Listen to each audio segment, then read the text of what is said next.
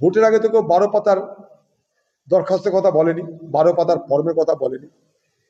লক্ষ্মীর ভান্ডারকে কেন্দ্র করে এ বাংলায় রাজনীতি হয়েছে সবাই জানি আমরা, চালু আছে এগুলো। কংগ্রেস পরিচালিত প্রত্যেকটা রাজ্যে এই প্রকল্প দীর্ঘদিন ধরে চলছে এবং সাফল্যের সঙ্গে চলছে। আপনারা খোঁজ নিয়ে দেখুন, সেখানে কংগ্রেস কিন্তু এখানে যেমন লক্ষ্মীর ভান্ডারের নামে ভোট দাও, ভোট না দিলে লক্ষ্মীর ভান্ডার বন্ধ হয়ে যাবে, কংগ্রেস পরিচালিত রাজ্যে কিন্তু সেটা বলা হয়নি কোনোদিন। পরিবর্তে যারা ক্ষমতা এলো তারা কি বলেছিল?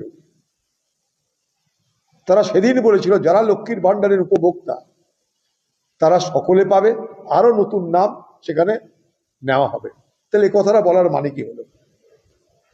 অর্থাৎ এই সরকার ক্ষমতায় আসার পর থেকেই তাদের প্রতিশ্রুতি ভঙ্গের প্রক্রিয়া শুরু করে দিয়েছে।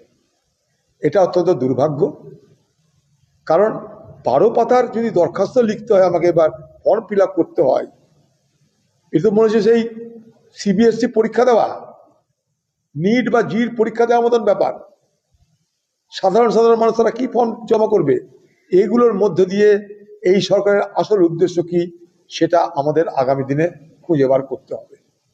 বাংলা জুড়ে ডামাডোল যেন না চলে, মা বোনদের যেন তাদের পাওনা দিয়ে দেওয়া হয়। সরকারের অভিপ্রায় এইটাই যে 3000 টাকা দেব না। দেখুন, ভারতবর্ষে আরো তো রাজ্য আছে, কংগ্রেস পরিচালিত রাজ্য কর্ণাটক আছে, কংগ্রেস পরিচালিত রাজ্য তেলেঙ্গানা আছে, হিমাচল আছে, ঝাড়খণ্ড আছে। সরাসরি কংগ্রেস না হলেও কংগ্রেস আর ঝাড়খণ্ড মুক্তি মোর্চা, প্রত্যেকটা জায়গাতেই কিন্তু যেটা এখানকার লক্ষ্মীর ভান্ডার, যেটার নাম দিচ্ছে অন্নপূর্ণা ভান্ডার, যেটা কোথাও মাইয়া সম্মান যোজনা, কোথাও লাডলি বই, ভিন্ন ভিন্ন নামে ভারতবর্ষের ভিন্ন ভিন্ন রাজ্যে কিন্তু মহিলাদের জন্য এই আর্থিক অনুদানের প্রকল্প চালু আছে। কিন্তু ভোটের আগে এক কথা, ভোটের পরে আরেক কথা, এটা কিন্তু কংগ্রেস পরিচালিত কোনো রাজ্যে আপনি দেখাতে পারবেন না। মনে করুন কর্ণাটক, ভোট করার আগে 5টা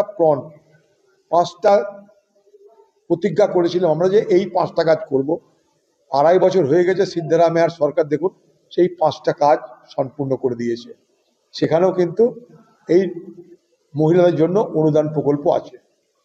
তো আমার কথা হচ্ছে ভোটের আগে এক কথা, ভোটের পর আরেক কথা কেন? ভোটের আগে তো কেউ 12 পাতার দরখাস্তের কথা বলেনি, 12 পাতার ফর্মের কথা বলেনি। লক্ষ্মীর ভান্ডারকে কেন্দ্র করে এ বাংলায় রাজনীতি হয়েছে সবাই জানি আমরা। লক্ষ্মীর ভান্ডারের নাম করে এ বাংলায় যোগ্য অযোগ্য সকলের কাছেই ভোট পাওয়ার আশায় সরকারি কোষাগার থেকে টাকা দেওয়া হয়েছে। কিন্তু তার পরিবর্তে যারা ক্ষমতা এলো তারা কি বলেছিল? তারা সেদিন বলেছিল যারা লক্ষ্মীর ভান্ডারের উপভোক্তা তারা সকলে পাবে, আরো নতুন নাম সেখানে নেওয়া হবে। তাহলে এই কথাটা বলার মানে কি হলো? অর্থাৎ এই সরকার ক্ষমতায় আসার পর থেকেই তাদের প্রতিশ্রুতি ভঙ্গের প্রক্রিয়া শুরু করে দিয়েছে। এটা অত্যন্ত দুর্ভাগ্য, কারণ 12 পাতার যদি দরখাস্ত লিখতে হয়, আমাকে এবার ফর্ম ফিল আপ করতে হয়, এটা মনে হচ্ছে সেই সিবিএসসি পরীক্ষা দেওয়া, নিট। আজ যারা ডবল ইঞ্জিন সরকারের কথা বলে ক্ষমতা এসেছে, কেন্দ্র আছে রাজ্য আছে, তারা তো অন্তত বলবে সত্য কথাটা যে হ্যাঁ এই ঋণের বোঝা সামলাতে পারছি না, তাই আমরা অন্নপূর্ণার ভান্ডারকে আমরা ছেটে দেওয়ার ব্যবস্থা করছি। বলুক, সত্যটা সত্য বলুক, এটা আমরা জানতে চাই। এইভাবে মানুষের মা বোনদের মধ্যে একটা আশঙ্কা আতঙ্কার বাতাবরণ তৈরি করার কোনো চেষ্টা সরকার যদি করে, আমরা নিশ্চয়ই তার বিরোধিতা করব। কারণ এটা দিয়ে মানুষের সংসার চলে।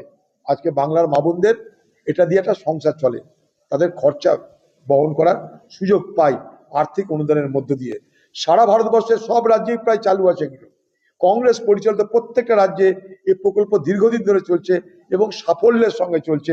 আপনারা খোঁজ নিয়ে দেখুন, সেখানে কংগ্রেস কিন্তু এখানে যেমন লক্ষ্মীর ভান্ডারের নামে ভোট দাও, ভোট না দিলে লক্ষ্মীর ভান্ডার বন্ধ হয়ে যাবে, কংগ্রেস পরিচালিত রাজ্যে কিন্তু সেটা বলা হয়নি কোনোদিন। ভোটের সঙ্গে তারা কখনো সেটাকে সম্পর্কযুক্ত করেনি, আর মাথা বিকিয়ে খাতিরদারি করেনি। রাজ্যকে বন্ধক দিয়ে তারা কাউকে খাতিরদারি করেনি। রাজ্যে রোজগার বাড়িয়েছে, মানুষকে দিয়েছে। কংগ্রেস পরিচালিত রাজ্যগুলোর এটাই ফারাক, রোজগার বাড়িয়েছে, মা বোনদের দিয়েছে।